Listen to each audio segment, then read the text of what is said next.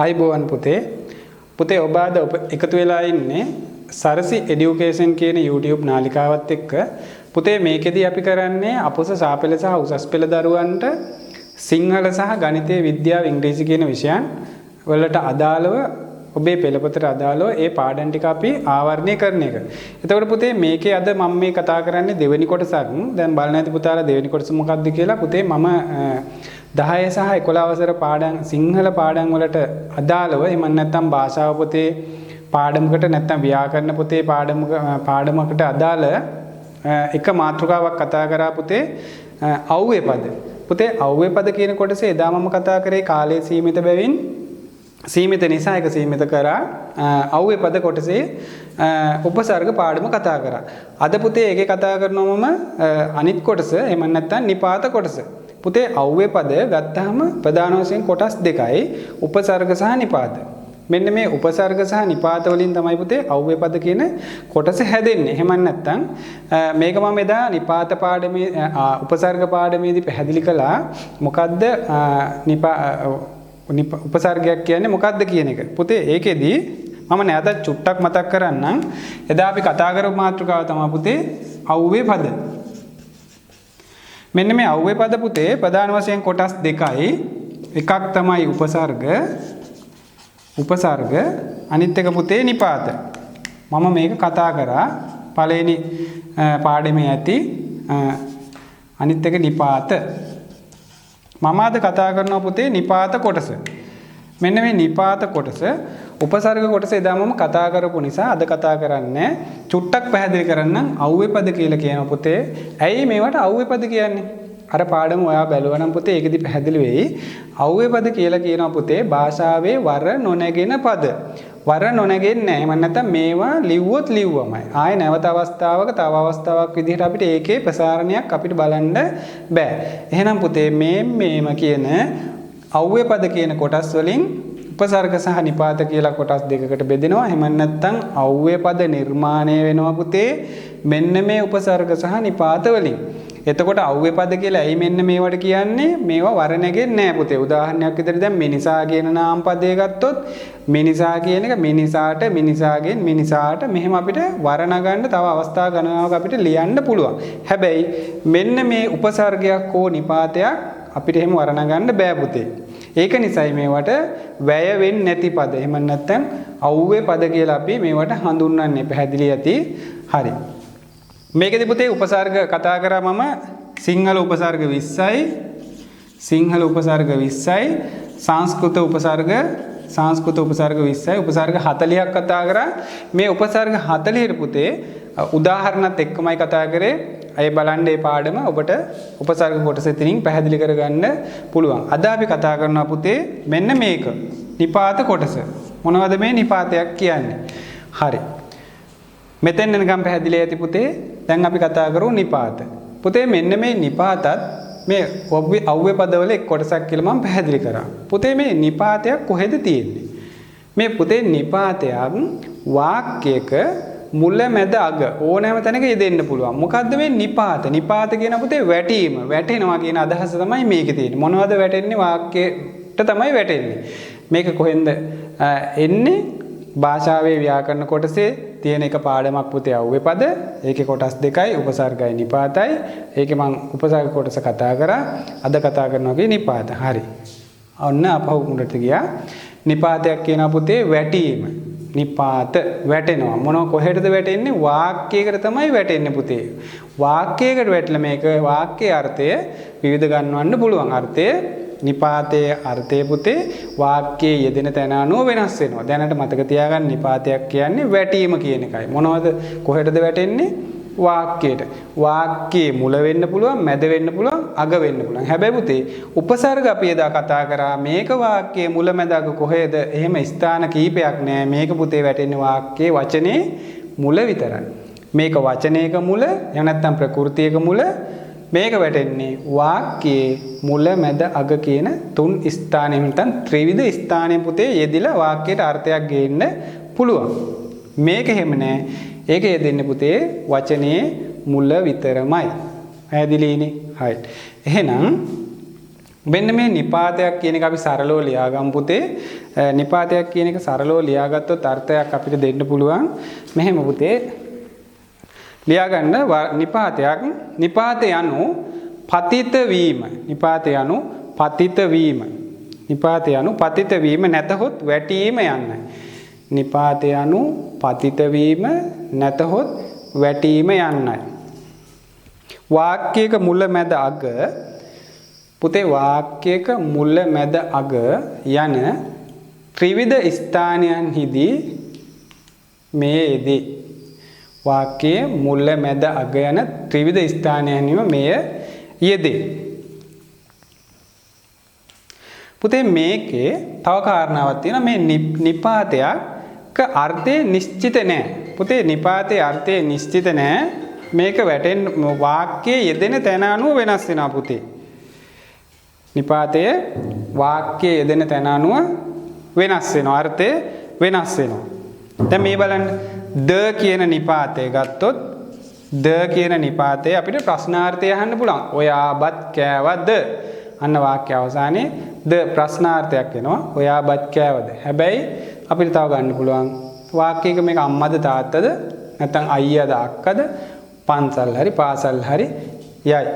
අන්න ගත්තොත් අන්න වාක්‍යයේ එතන අර්ථය ප්‍රශ්නාර්ථයක් නෙමෙයි. දෙවෙනි වාක්‍යයේ කලින් වාක්‍යයේ ප්‍රශ්නාර්ථයක්. එහෙම පුතේ මේක එහෙනම් වාක්‍යයේ යෙදෙන තැන අනුව වෙනස් වෙන්න පුළුවන් අර්ථය.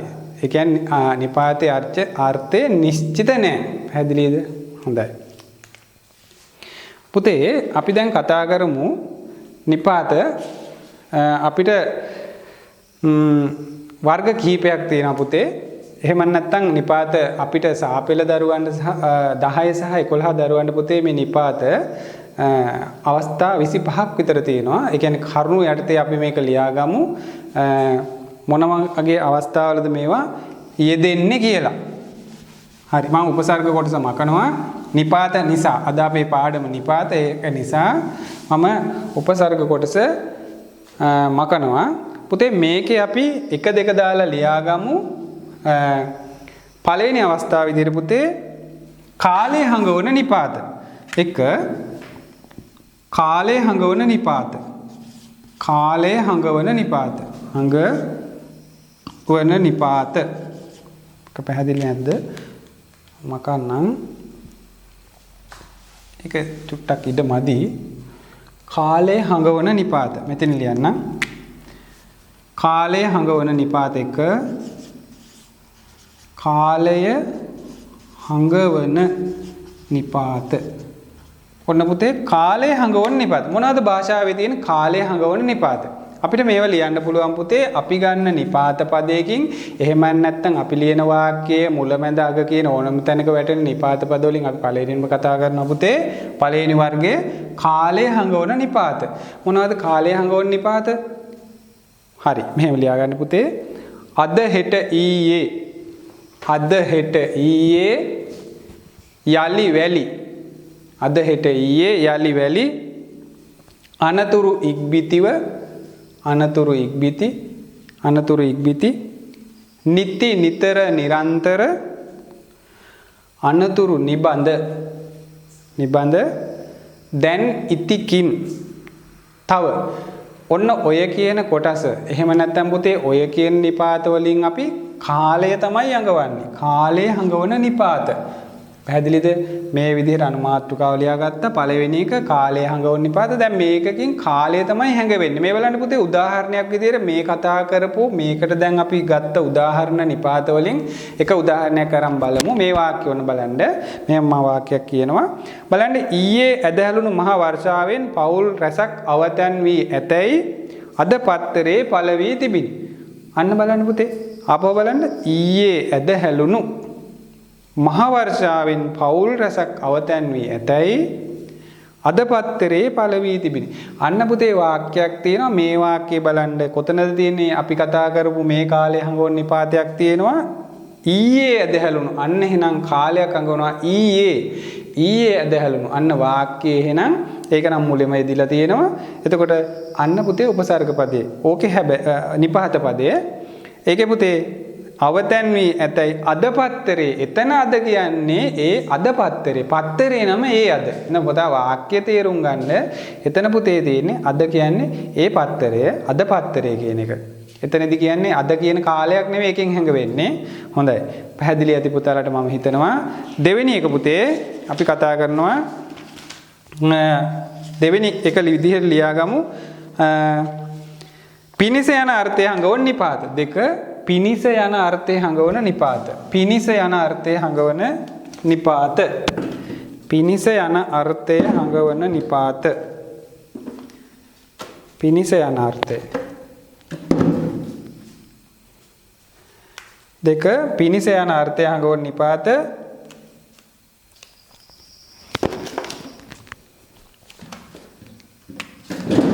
දෙක පුතේ පිනිස යන අර්ථය හංගවන නිපාත පිනිස යන අර්ථය හංගවන නිපාත පිනිස යන අර්ථය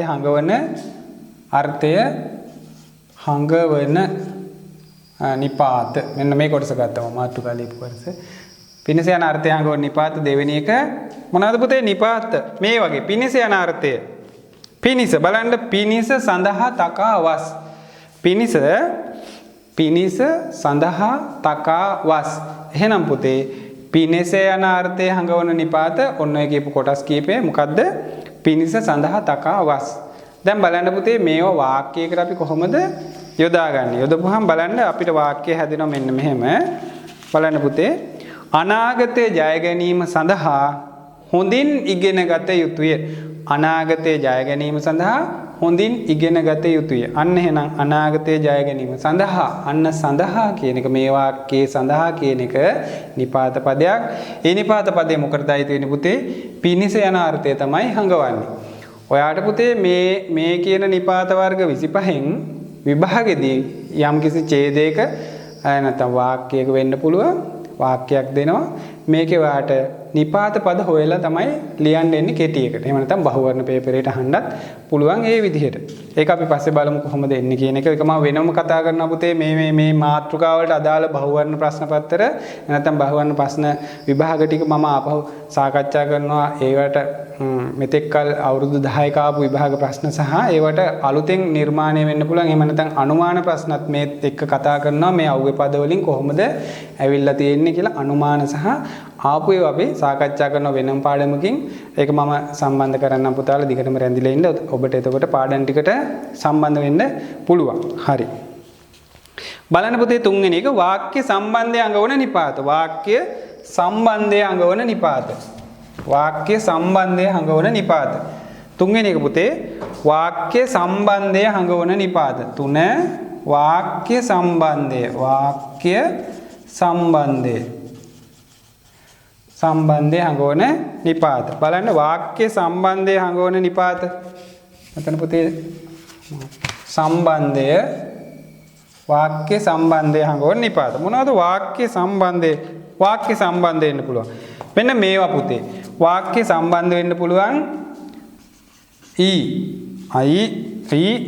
නම් ද උත් මෙන්න මේ නිපාත හතරෙන් පුතේ වාක්‍ය සම්බන්ධ වෙන්න පුළුවන්. වාක්‍ය සම්බන්ධාර්ථය හංගවන නිපාත තමයි පුතේ මෙන්න මේ හතර නම් ද උත්.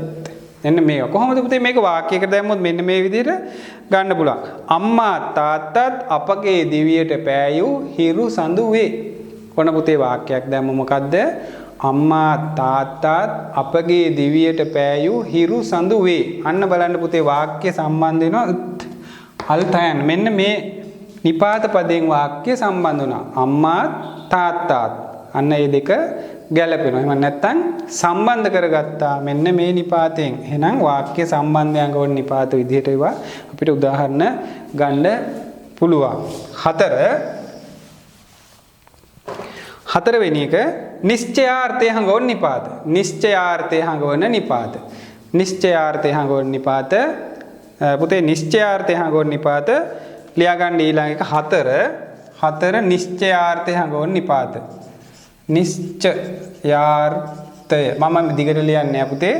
නිශ්චයාර්ථය හංගවන නිපාත. නිශ්චයාර්ථය හංගවන නිපාත පුතේ මොනවද? මෙන්න මෙහෙම ගන්න පුළුවන් අපිට. නිශ්චයාර්ථය හංගවන නිපාත නිශ්චිතයි.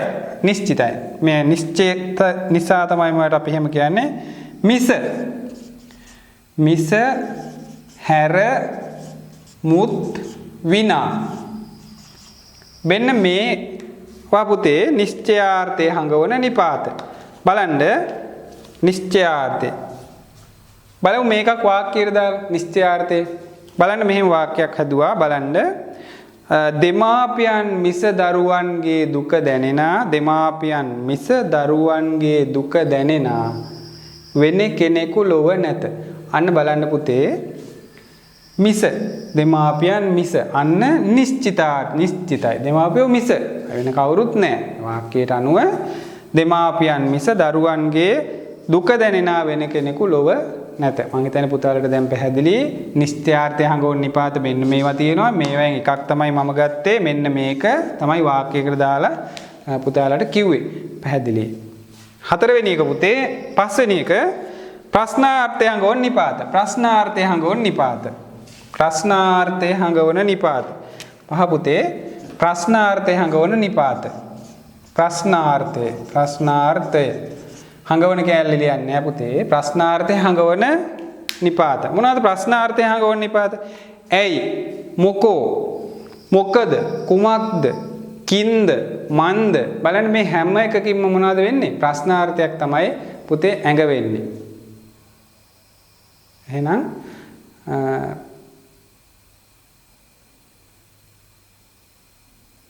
ප්‍රශ්නාර්ථයක් හරි පුතේ මම බැලුවේ මගේ YouTube එකේ රෙකෝඩරේ පොඩි ගැටලුවක් ආවා ඒක බැලුවේ.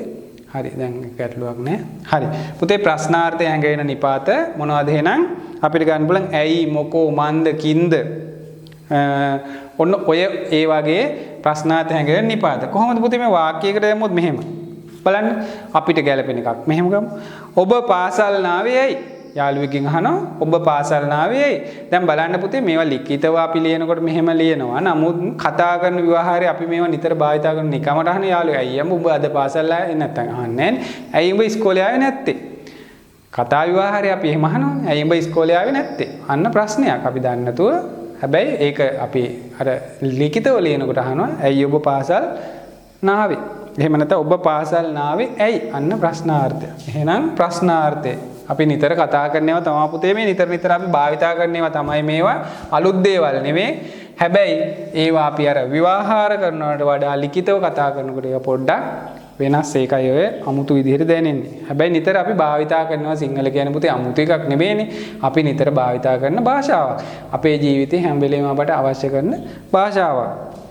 හරි පුතේ 6 ප්‍රමාණාර්ථය හංගවන නිපාත. 6 ප්‍රමාණාර්ථය හංගවන නිපාත. ප්‍රමාණාර්ථය හංගවන නිපාත. මොනවද ප්‍රමාණාර්ථය? මේකේ ප්‍රමාණයක් හැංගෙන්න ඕනේ. ප්‍රමාණයක්. මෙන්න මේක පුතේ. ප්‍රමාණාර්ථය හංගවන නිපාත මෙන් සේ නෑ මෙන් වාගේ පමණ තරම්. මෙන් වාගේ පමණ තරම් මදක්. අන්න බලන්න ඒ වෙන්නේ ප්‍රමාණයක් කරගෙන මෙන්. එන්නේ මේ ගොඩ මෙන් මේ තරම්. එතකොට මේ මදක් මෙන්න මේ මදක් එහෙම නැත්නම් වාගේ පමණ කියද්දි මේ ගොඩ වාගේ මේ ප්‍රමාණ මට මෙච්චරක් අන්න ඒ වගේ අර මෙච්චරක් කියනකොට කතා විවාහනේ හැබැයි ඒක ලිඛිත විවාහයේදී පමණ තමයි අපිට ගන්න වෙන්නේ නම් මේ පමණ මේ ප්‍රමාණයක් එහෙනම් මෙන් වාගේ පමණ තරම් විතර මෙන්න මේවා තමයි පුතේ ප්‍රමාණයක් ඇඟ වෙන්නේ මට මෙච්චරක් දෙන්න මේ පමණ ප්‍රමාණයක් අන්න එහෙනම් ප්‍රමාණාර්ථය හංගවන නිපාත අපි මේවා ඒවෙන් එකක් උදාහරණ වාක්‍යයකට දාලා ලියාගමු පුතේ මෙහෙම දාමු අපි පමණ කියන එක ඇයට වයස 13ක් පමණ වෙයි අන්න පුතේ පමණ එයාට වයස කීයද 13ක් පමණ වෙයි අන්න එහෙනම් 13ට සීමා වුණා ප්‍රමාණයක් ප්‍රමාණාර්ථය ප්‍රමාණයක් තමයි එකෙන් හැංගුනේ එහෙනම් ඔන්න උදාහරණයක් මම කිව්වා 7 වෙනි එක පුතේ ලියාගන්න බලමු කතා කරමු 7 වෙනි එක වාක්‍ය අවසානයේ හංගවන නිපාත වාක්‍ය අවසානයේ හංගවන නිපාත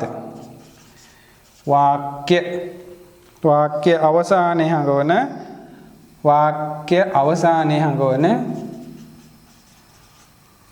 අවසානයේ හංගවන නිපාත මොනවද වාක්‍ය අවසානයේ හංගවන නිපාත ය හ සේක ඔන්න පුතේ වාක්‍ය අවසානයේ හඟවන නිපාත සේක වාක්‍ය අවසානයේ හඟවන නිපාත මෙන්න මේ විදිහට පුතේ වාක්‍ය අවසානයේ හඟවන නිපාත අපිට හඳුනා ගන්න පුළුවන් උදාහරණ වාක්‍යයක් මෙහෙම සටහන් කරගනිමු බුදුන් වහන්සේ සියලු කෙලෙසුන් නැසූ සේක අන්න පුතේ සේක කියන එක කොහෙද වාක්‍ය අවසානයට ආව මේ වාක්‍ය අවසානයේ අඟවන නිපාතේ මොන එකක් කියලාද අපි කතා කරන්නේ වාක්‍ය අවසානයේ අඟවන නිපාත මෙන්න මේ නිපාත වලින් එකක් ආවා මේ වාක්‍ය අවසානයේ අඟවන නිපාත වේ වගේ පුතේ අනිත් ඒවටත් අපි ඕන තරම් මේ උදාහරණ මේවට තියෙන අපි පොතක පතක ලියන බලන්න නවකතාවක කෙටි කතාවක වෙන්න පුළුවන් අපි ලියන සාමාන්‍ය රචනාවක වෙන්න පුළුවන් මේවා නිතර නිතර භාවිතා වෙනවා හැබැයි මෙන්න මේක ඔය විශේෂ අවස්ථාවක භාවිතා වෙන්න පුළුවන්. දැන් ඔය මම කතා කරේ ඒකයි ඒක මම උදාහරණයක් ගත්තේ බුදුන් වහන්සේ සියලු කෙලෙසුන් නැසූ සේක කියද්දී යන වාක්‍ය අවසානංග වන නිපාතයක් අපිට ආවා. 8 වෙනි නිපාතේ පුතේ ඉක්මනට අපි කතා කරමු. 8 අනියමාර්ථය හංගවන නිපාත. 8 අනියමාර්ථය හංගවන නිපාත.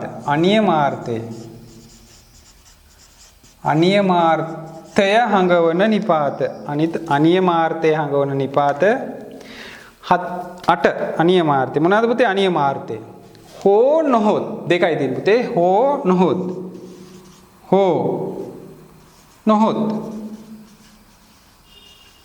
අනියමාර්ථය වෙන්නත් පුළුවන් නොවෙන්නත් පුළුවන් හෝ නොහොත් හරි මොනවද කොහොමද අපි මේක වාක්‍යය හෙට හෝ අනිද්දා විභාග ප්‍රතිඵල නිකුත් වන බව දැනුම් දුනි හෙට හෝ අනිද්දා විභාග ප්‍රතිඵල නිකුත් වෙන බව දැනුම් දුනි අන්න පුතේ මොකද්ද අපිට ගන්න පුළුවන් අනියමාර්ථයන් කරන එතන හෙට හෝ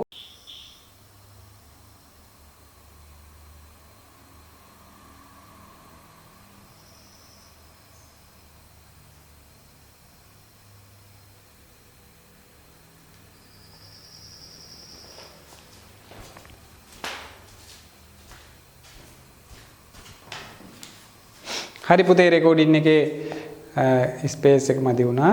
හරි. අපි කතා කරේ පුතේ 8 වෙනි එක අනියමාර්ථය. එහෙනම් හෝ නොහොත් කියන නිපාත දෙකයි මේකට අපිට ගන්න පුළුවන්. ඒකෙදි පුතේ අපි උදාහරණ වාක්‍යයක් විදිහට කතා කරා. මොකද්ද? හෙට හෝ අනිද්දා විභාග ප්‍රතිඵල නිකුත් වෙන බව දැනුම් දුනි. අන්න එහෙනම් හෝ කියන නිපාතය අපිට මෙතනදී ගන්න පුළුවන්. ඊට පස්සේ පුතේ 9 වෙනි එක ආශිර්වාදයේ හඟවන නිපාත. 9 ආශිර්වාදයේ හඟවන නිපාත 9 ආශිර්වාදයේ හඟවන නිපාත ආශිර්වාදය හඟවන නිපාත මොනවද පුතේ ආශිර්වාදයේ හඟවන නිපාත අපි භාවිතා කරන ඒවා තියෙන මොනවද වා ඔන්න ආශිර්වාදය අපිට මේක හඟවන නිපාතය මේක තමයි ගන්න වෙන්නේ අපිට ආශිර්වාදයේ හඟවන්නේ මේක පුතේ යහපත් සිතින් වෙන්න පුළුවන් අයහපත් සිතින් වෙන්නත් පුළුවන් ආශිර්වාදයේ යහපත් සහ අයහපත් සිත් දෙකෙන්ම කරන්න පුළුවන්. යහපත් එකේ මොකද්ද? සෙත් වේවා, ජය වේවා, සුබ වේවා කියන්න පුළුවන්. හැබැයි මේක අයහපත් සිතින් කරනවා නම් උට හෙන ගැහෙත්වා, මග බෑවෙත්වා කියන්න පුළුවන්. ඒක එයාගේ හිත. එහෙම නැත්නම් ප්‍රාර්ථනා කරන ස්වභාවය. ආශිර්වාද කරන ස්වභාවය අනුව තමයි පුතේ ඒක වෙන්නේ. හැබැයි ඒක සුබද අසුබද කියන එක අදාළ නැහැ. ඒ දෙකේම භාවිතා වෙනවා මෙන්න මේ නිපාතය අපිට නිපාත ගැන අපි කතා කරද්දී ඒකයි මම එක් කතා කරේ. හොඳයි 10 වෙනි නිපාතේ පුතේ අවදාරණාර්ථය හඟවන නිපාත. ඒක මම ලියන්නේ අවදාරණාර්ථය හඟවන නිපාත. අවදාරණාර්ථය හඟවන නිපාත පුතේ තියෙන්නේ දෙකයි නම් මම මෙතෙන් ඉඳලා එහෙම ලියන්න වෙලා යන නිසා නම් අවදාරණාර්ථය අවධාරණය කරන මතක් කරන නිකන් මතකේ තියාගන්න නිකන් අවධාරණයෙන් කියනවා අපි. විශේෂ කරලා කියනවා. එතකොට කියන නම මොකද්ද? නම්. උදාහරණ වාක්‍යයක් ගත්තොත් පුතේ එසේනම් මා පිට වෙන්නද? එසේනම් මා පිට වෙන්නද? අපි දැන් කතා බහ කර හිටියනම් කායෙක් හරි අන්න එතනදී අවධානයක් අපි දෙනවා. එසේනම් මා පිට වෙන්නද? අන්න මා කියන උපසර්ගය අපිට නිපාතය අපිට ගන්න පුළුවන්. හරි. ඊළඟ එක පුතේ ආමන්ත්‍රණාර්ථය හඟවන නිපාත. ආමන්ත්‍රණාර්ථය හඟවන නිපාත. ආමන්ත්‍රණාර්ථය හඟවන නිපාත මොනවද? එම්බා එම්බල ඕයි කොළ බොල බොලේ මේවා ගන්න පුළුවන් පුතේ. ඔයාලට මතක ඇති එම්බා එම්බල ඕයි කොළ. සතර කම්මාන්තරයෙන් පුතේ මතක ඇති කොළ ගණුව. මතකයි අවස්ථාව. කොළ ගණුව කියනවා. අන්න එහෙනම් ආමන්ත්‍රණය කරන අවස්ථාවක්. කොළ ගණුව. හොඳයි උදාහරණ වාක්‍යයක් විදිහට කිව්වොත් මොනවද? ඊට කලින් නිපාත ටික පුතේ එම්බා එම්බල ඕයි කොළ බොලේ බොල. මෙන්න මේවා පුතේ නිපාත ගන්න පුළුවන් මොන නිපාතද? ආමන්ත්‍රණාර්ථය හංගවන නිපාත. උදාහරණ විදිහට එම්බල දරුව මා අසලට එව. එම්බල දරුව මා අසලට එව. අන්න පුතේ අපිට වාක්‍යයක එක යොදන්න පුළුවන්. හරි. ඊළඟ එක පුතේ 12 උපන්‍යාසය හංගවන නිපාත. උපන්‍යාසය හංගවන නිපාත. උපන්‍යාසය හංගවන නිපාත පුතේ මෙහෙම නම් වනාහි කලි. නම් වනාහි කලි. නම් වනාහි කලි. කලි. බලන්න මේකෙදි කියනවා කොහොමද මොකද්ද උදාහරණ වාක්‍යයක් ගත්තොත් එම පුෂ්පය වනාහි ශ්‍රී ලංකාවට ආවේනික වූවකි. අන්න එම පුෂ්පය වනාහි ශ්‍රී ලංකාවට ආවේනික වූව කියන්න වනාහි. මෙන්න නිපාතය අපි දානවා උපන්‍යාසය එහෙම නැත්නම් අනුමානයක් එහෙම ගන්න පුළුවන්. හොඳයි. ඊගාට පුතේ පර්යායාර්ථය හංගවන නිපාත. පර්යායාර්ථය හංගවන නිපාත. මම ඒක ලියන්නම්. පර්යායාර්ථය හංගවන නිපාත. පර්යායාර්ථය හංගවන නිපාත මොනවද පුතේ? හෙවත්. එකම දේ ආපහු හැඳින්වීමකදී ගන්න පුළුවන්. උදාහරණෙන්දී මේක තේරෙයි පුතේ. මෙහෙම වාක්‍යයක් මම ගත්තා බලන්න. හෙවත් කියන එක පර්යායාර්ථය. ඒ අර්ථය ආය. බුදුන් වහන්සේ හෙවත් සර්වඥයෝ අපව දුකින් මුදවාගත් සේක. අන්න එහෙනම් බුදුන් වහන්සේම තමයි සර්වඥයෝ වෙලා තියෙන්නේ. ඒකයි කිව්වේ බුදුන් වහන්සේ හෙවත් සර්වඥයෝ. පර්යායාර්ථය. නැවත නැවත. එහෙනම් බුදුන් වහන්සේ හෙවත් සර්වඥයෝ අපින් දුකින් මුදවාගත් සේක. අන්න එහෙනම් පුතේ අපිට එනවා පර්යායාර්ථය හංගවන නිපාතයට උදාහරණයක් විදිහට මේක. right. ඊළඟට පුතේ විභක්ත්‍යාර්ථය හංගවන නිපාත. විභක්ත්‍යාර්ථය හංගවන නිපාත. විභක්ත්‍යාර්ථය හංගවන නිපාතයේ පුතේ ගන්න පුළුවන් අපිට මෙන්න මේ ටික හරියටම ලියා ගන්න. විභක්ත්‍යාර්ථය හංගවන නිපාත විසින් නිසා හට පිනිස විසින් නිසා හට පිනිස වස් ගෙන් ගේ කෙරෙන් කෙරෙහි කරන කොට. කරන කොට දෙකක් නෙවෙයි එකක්. කරන කොට. නැවත කියනනම් විසින් නිසා හට පිනිස වස් ගෙන් ගේ කෙරෙන් කෙරෙහි කරන කොට. මේක පුතේ විභක්ත්‍යාර්ථය අපි ඉස්සරහට කතා කරනවා. විභක්ති කියන්නේ මොනවද කියන එක දීර්ඝ පාඩමක්. ඒකෙදි මම පැහැදිලි කරන්නම්. දැනට මතක තියාගන්න විභක්ත්‍යාර්ථය හංගවන නිපාත මේ කියපු නිපාත ටික. ඒක පුතේ වාක්‍යයක මේ විදිහට යෙදෙන්න පුළුවන්. වැද්දා විසින් සතුන් මැරෙති. අන්න පුතේ විසින් නිපාතේ එතන සම්බන්ධ වෙනවා. අන්න ඒ වගේ වාක්‍යයේදී අපිට මේවා අපි කතා කරා දැන් මේ කතා කරගෙන යන්නේ මොකද්ද පුතේ? නිපාත ගැන. නිපාතයක් කියන්නේ මොකද්ද? වාක්‍යයක මුල මැද නිපාත කියන්නේ ඊට කලින් කියමු නිපාතයක් කියන්නේ වැටීම. වැටෙනවා. කොහෙද මේ වැටෙන්නේ? වාක්‍යයක වැටෙනවා. වාක්‍යයක වැටෙන්න පුළුවන් මුල මැද අග කියන ත්‍රිවිධ ස්ථානයේ වැටෙන්න පුළුවන් පුතේ. එතකොට මේ නිපාත පාඩම කොහේ එකක්ද මේ? අපි කතා කරන්නේ අව්වේ පද කියන පාඩම යටතේ එන එක කොටසක්. එහෙම නැත්නම් අව්වේ පද ප්‍රධාන වශයෙන් කොටස් දෙකයි. උපසර්ගයි නිපාතයි. උපසර්ග පාඩම මම කතා කරා. මේ කතා කරන්නේ ඒක අනිත් කොටස නිපාත ගැන. පැහැදිලි. හරි. පුතේ මේකේ ඊගාව එක සමානාර්ථය හංගවන නිපාත. සමානාර්ථය හංගවන නිපාත. සමානාර්ථය බලන්න වාගේ මෙන්සේ ලෙස බඳු අයුරු. වාගේ මෙන්සේ ලෙස බඳු අයුරු වැනි එව්සා. වැනි එව්සා. මෙන්න මේවා තමයි පුතේ සමානාර්ථය. හිඟම් වස්තුවක් තවත් එක්කට සමාන කරනකොට අපි ගන්න තියෙන්නේ. උදාහරණයක් මේ සඳවැනි මුහුණ දුටු විගස මාසිත වසඟ විය. සඳවැනි මුහුණ දුටු විගස මාසිත වසඟ විය. ඔන්න පුතේ ඒකේ අපිට ගන්නවා මොකද්ද? වැනි. වැනි කියන නිපාතයේ එතනදී තියෙන උදාහරණ වාක්‍යයකට මම දැම්මේ පුතේ. ඊට පස්සේ පුතේ සමුච්චයාර්ථය හංගවනවා. දැන් අපි කීවෙනි එකද පුතේ කතා කරන්නේ 16 වෙනි නිපාතේ. ඒක සමුච්චයාර්ථය හංගවන නිපාත. ඒක පුතේ ද දු හ ය. ඒක මම ලියන්නම් ඔයාලට පැටලෙන්න පුළුවන්. ද දු හ එතනින් ලියන්නයි ය උත් අල්තයන් උත් ඔන්න ඔය ටික පුතේ ද දු හ ය උත් මේ ටික තමයි පුතේ සමුච්චයාර්ථය හංගවන නිපාත. උදාහරණ වාක්‍යයක් අපි බලමු මේක දාලා පුතේ අක්කා හා මා පාසල් යන්නෙමු.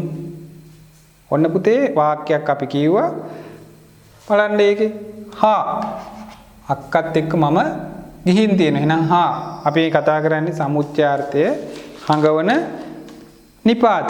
සමුච්චයාර්ථය හංගවන නිපාත. හරි. ඊළඟ එක පුතේ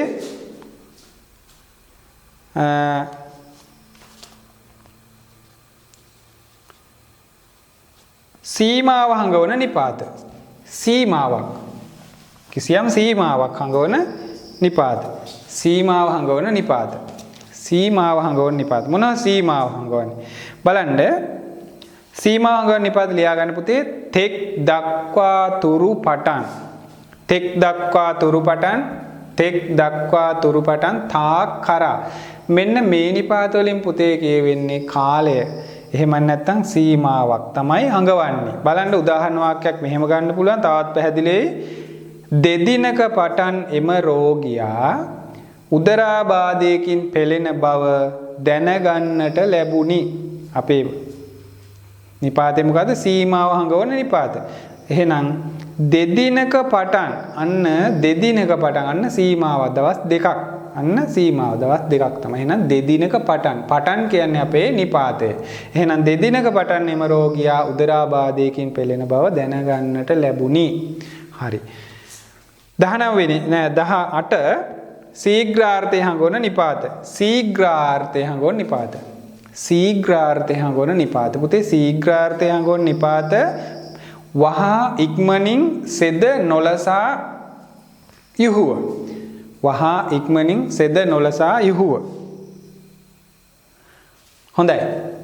අපි මේකක් දාමු වාක්‍යයකට ඉක්මනින් පිළිතුරු ලියා අවසන් කරන ලෙස ගුරුතුමිය පැවසුවාය. ඉක්මනින් පිළිතුරු ලියා අවසන් කරන ලෙස ගුරුතුමිය පැවසුවාය.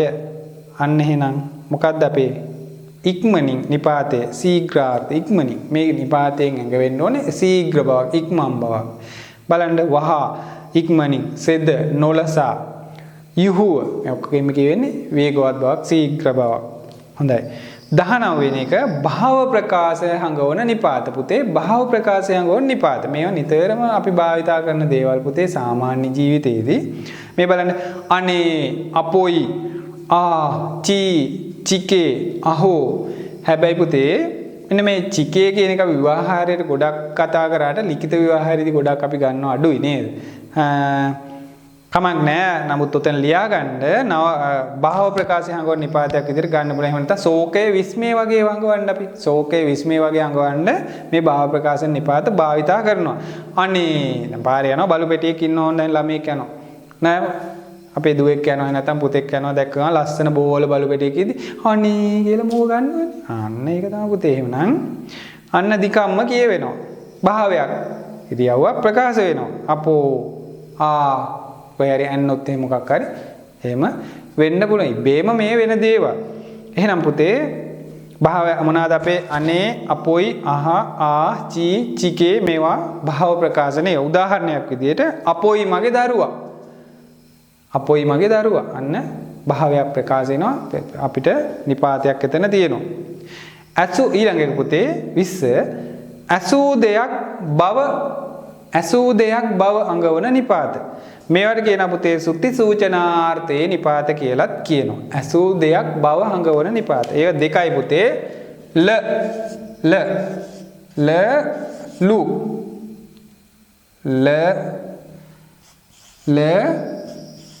ලු පැහැදිලිද?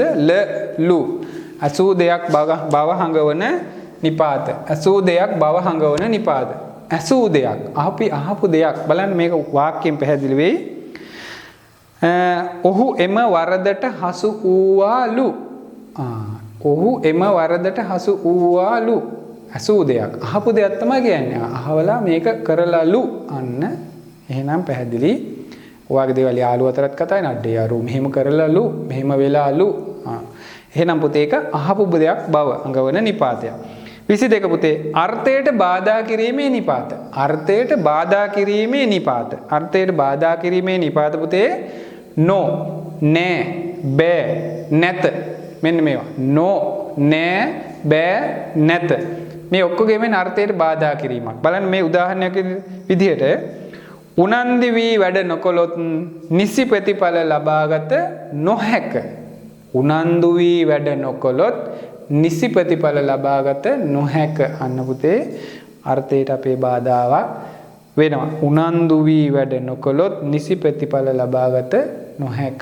ප්‍රතිඵලය ලබා ගන්න වෙන්නේ නෑ. ඇයි වෙන්නේ නැත්තේ? උනන්දු වෙලා වැඩ කරේ නැත්තම් නෝ. හරි. ඊට පස්සේ පුතේ පද පූර්ණාර්ථයේ හඟවන නිපාත. පද පූර්ණාර්ථයේ හඟවන නිපාත. පද පූර්ණාර්ථයේ හඟවන නිපාත. බලන්න ලා පිය ගෙන මම ඒක පැහැදිලි ලියන්න පුතේ. ඒක අමාරුයි පේන්නේ. ඔයාලට පැහැදිලි නැති වුණොත් ලා පිය ගෙන ලා පිය ගෙන දමා කර. මෙන්න මේවා තමයි පුතේ පද පූර්ණාර්ථය හඟවන නිපාත. උදාහරණ වාක්‍යයක් දැම්මොත් මල්ලි පාඩම් කර නින්දට ගියේ. අන්න පද පූර්ණාර්ථයක් ගේන. මල්ලි නින්දට යන්න ගලින් මොකද්ද පූර්ණේ කරේ? නින්ද. මල්ලි පාඩම් සමා වෙන්න. පාඩම් කරලා තමයි නින්දට ගියේ. එහෙනම් අන්න මේ වාක්‍යයේදී පද පූර්ණාර්ථයට ගන්න අපි කර කියන නිපාතේ. එහෙනම් මල්ලි පාඩම් කර නින්දට ගියේය. පුතේ 24 ස්ථීරාර්ථයේ හඟවන නිපාත. ස්ථීරාර්ථයේ හඟවන නිපාතේ මොනවාද? ඔව් එසේය හරි. ස්ථීරයි. ඔව් එසේය හරි. ස්ථීරයි. එහෙනම් නිපාත වර්ග 3යි පුතේ දැන් තියෙන කොටස් කාරණා කරුණු ඔව් එසේය හරි. බලමු මේක වාක්‍යයකට දාමුත් ස්ථීර වෙන්නේ කොහොමද මේ නිපාතය යොදාගන්නේ? එසේය මහරජතුමනි. එසේය මහරජතුමනි ස්ථීරයි. ආය රජතුමාන් ප්‍රශ්නේ එසේය. ආය කතන්දර දෙකක් නැහැ. එසේය ස්ථීරයි. හොඳයි. පැහැදිලි ඇති මයි පුතාලාට. 25 පුතේ වේදනාර්ථයේ හඟවන නිපාත. 25 වේදනාර්ථයේ හඟවන නිපාත. වේදනාර්ථයේ මොනවාද? ආයි ඌයි ආයියා. ඔන්න මේවා පුතේ ඔයාගේ ළඟ ඉන්න යාළුවෙක් ඔයාට කියනිත්වා මොකද? ආයි ඌයි කියවෙනවනේ. එහෙනම් පුතේ බලන්න එතකොට අපේ මෙන්න මේ නිපාත ටික එහෙම නැත්නම් අපි කතා කරා දැන් ওই 25 වෙනි එක මම කියවේ. මේකට උදාහරණිකුත් කියන්නම් පුතේ. ආයි ඌයි ආයියා කියන්නේ මොනවද? වේදනාර්ථය හඟවන නිපාත. මේකට පුතේ උදාහරණ ඌයි මගේ කකුල රිදෙනවා. සරල උදාහරණ මම මේ හැම එකටම කියවේ ඌයි මගේ කකුල රිදෙනවා. එහෙනම් අන්න ඌයි කියන නිපාත එතන තියෙනවා. හොඳයි පුතේ එහෙනම් නිපාත 25ක් ගැන මම කතා කරා. මේ නිපාත 25 අධ්‍යයනය කරන්න අපිට මේක පැහැදිලිවම අපේ සාපේල විභාගයට අපිට කෙටි නැත්නම් බහුවර්ණ පේපරයට පුතේ එන්න පුළුවන්. එනවා. ඒ වගේම භාෂාව පේපර් එකේ රෝම ඉලක්කම් 1 ඉඳන් රෝම ඉලක්කම් 10ට කෙටි ප්‍රශ්න ටිකක් අහනවා. මෙන්න මෙතෙන්වත් පුතේ බොහෝ දුරට මෙන්න මේවා සංදි සමාස මේ වගේ ඒවා එනවා. සමානාර්ථ පද, විරුද්ධාර්ථ පද මෙන්න මෙහෙම පුතේ එතන අහන ප්‍රශ්න ටිකක් මම මුලදී කිව්වා වගේ මේ ප්‍රශ්න සියල්ලම පුතේ සාකච්ඡා කරනවා. මෙන්න මේ ප්‍රශ්න එන විදිහ සහ පේපර් වල ඇවිල්ලා තියෙන විදිහ සහ අනුමාන ටික කොහොමද වෙන්නේ කියන එක. ඒක නිසා පුතේ අද මම හිතනවා ඔයාලට පැහැදිලි වෙන්න ඇති පාඩම. නැවතත් මම මතක් කරන්නම් පුතේ අද කරපු ටික අපි අව්වේ පද කතා කරා. අව්වේ පද පුතේ ප්‍රධාන වශයෙන් කොටස් දෙකයි නිපාතයි උපසර්ගයි. මෙතන මම උපසර්ගයක මැක්ුවේ උපසර්ග පාඩමක් මම වෙනම දාලා තියෙනවා. උපසර්ග මේක මම කරා පුතේ. ඒක බලන්න ආපහු ගිහිල්ලා උපසර්ග කතා කරපු නිසා අද ඒක කතා කරන්නේ. අද කතා කරන්නේ මේකේ අනිත් කොටස නිපාත. එතකොට මම පුතේ කතා කරා අවුවේ පදයක් කියන්නේ මොකද්ද? මේකේ කොටස් දෙකකින් අද කතා කරේ නිපාත. පැහැදිලි ඇති නිපාත 25ක් ගැන කතා කරා. එතකොට පුතේ නිපාතයක් කියලා කියන්නේ මොකද්ද? නිපාත කියන වචනේ තේරුම තමයි පුතේ වැටීම. කොහෙද මේවා වැටෙන්නේ? වාක්‍යයක. කොහෙද වැටෙන්නේ පුතේ? වාක්‍යයේ මුලමෙද අග කියන ත්‍රිවිධ ස්ථානයේ මෙන්න මේ කියන නිපාත වැටෙන්න පුළුවන්. වැටලා වාක්‍ය අර්ථයට අපිට සම්බන්ධ කරගන්න පුළුවන්. ඒ වගේම පුතේ මේ නිපාතයක් මේ වර්ග නිපාත වර්ග 25ක් ගැන මම දැන් සඳහන් කරා. ඔයාලට මතක ඇති පුතේ මේ ටික අධ්‍යයනය කරන්න. අපි බලමු ඔයාලට සාපේල විභාගයේ ලකුණක් ගන්න මේ ඊටමත් උපකාරී වෙයි. ඒක නිසා අධ්‍යයනය කරන්න. මොනවා හරි තව ගැටලුවක් තියෙනවා පුතේ කමෙන්ට් එකක් දාන්න. සරසි এডুকেෂන් කියන YouTube නාලිකාවත් එක්ක සම්බන්ධ වෙලා ඉන්න පුතේ. ගණිතය, විද්‍යාව, ඉංග්‍රීසි, සිංහල මෙන්න මේ කියන පාඩම් ටික අපි සාපේල දරුවන්ට අවශ්‍ය පාඩම් ටික පිළිවෙලට ගේනවා. මේකේ තේරුම් නැති කොටසක් තියෙනවා පුතේ කමෙන්ට් එකක් දාන්න. මම හිතනවා මේක නිපාත කියන කොටස අද පැහැදිලි වෙන්නේ නැති උදාහරණත් එක්ක වාක්‍ය දුන්නා. නිපාත ටික පාඩම් කරගන්න. ඔය කියපු වාක්‍යයත් එක්ක සරලව ගලපලා බලන්න ඔබට යම් අවබෝධයක් පුතේ ලබා ගන්න පුළුවන්. හොඳයි පුතේ එහෙනම් අදට මම පාඩම අවසන් කරනවා. සියලු දෙනාටම තෙරුවන් සරණයි. ආයුබෝවන් පුතේ.